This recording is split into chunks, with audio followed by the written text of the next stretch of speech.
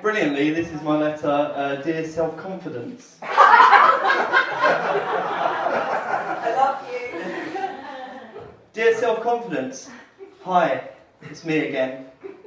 I know that's a stupid way to start a letter, but I need you around to even formulate something I could consider to be a good idea. So instead, you get this lackluster and self-deprecating opener, for which we only have ourselves to blame. Like the gun culture in America that spawns another troubled high school killer in camo, with a Walmart rifle aimed at his classmates. I had another party, and guess what? You were a no-show. I had something I needed to get done, and I thought we could go in on it together. Co-write it, you know. Could have been like a duet. Like Elton John and Kiki D. Don't go breaking my heart. You couldn't if you tried. So it was just me and the usual suspects. Anxiety, fear and depression. How is it that the people who have the most they want to say are the ones struggling with their own personal demons? Or are we just struggling publicly? Or is there something that is supposed to be beautiful and poetic about feeling dead inside, not being able to relate, feeling like the eternal outsider and the butt of jokes? I look at the drunken louts on the train and wonder if I could be happier in my ignorance, if I didn't try so hard constantly, if I just gave up and read The Sun and campaigned for Clarkson to get his job back after assaulting someone, on top of the various other offences he has caused.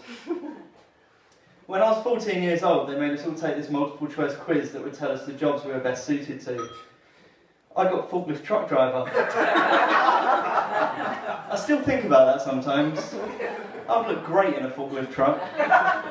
If I could just find someone to impregnate with my child so the whole miserable business can continue, then maybe I would find the happiness everyone around me seems to have imbibed. I'll slowly spread outwards and lose my hair and tell people how I used to want to do things, but as John Lennon said, life is what happens when you're busy making other plans.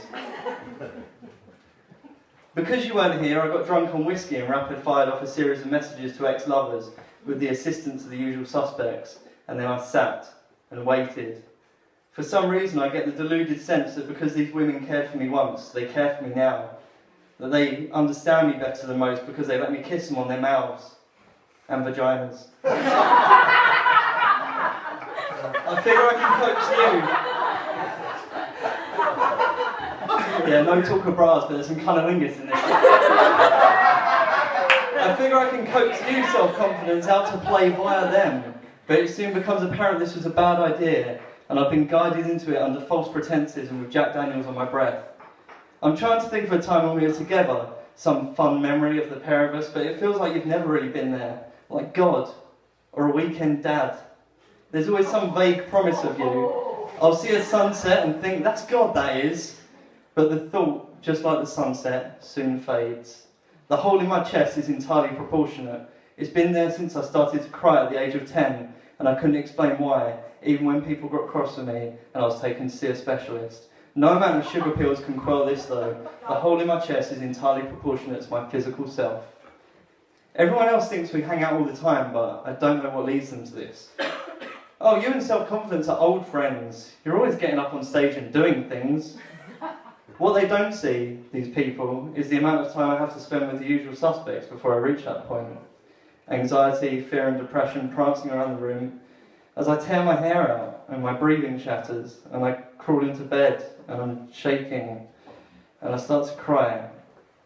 And even that I see as a forbidden fruit and I feel bad.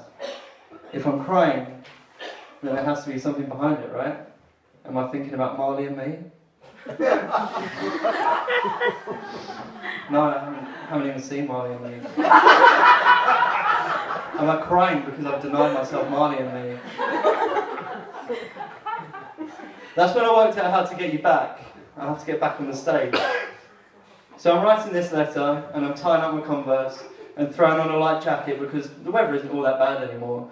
And then I'll look at myself in the mirror until my shoulders aren't sloped. They're rigid and I'm standing to attention. And I watch my weak chin get as strong as it can in the reflection and I stare and stare and stare until I'm sure I can accomplish anything.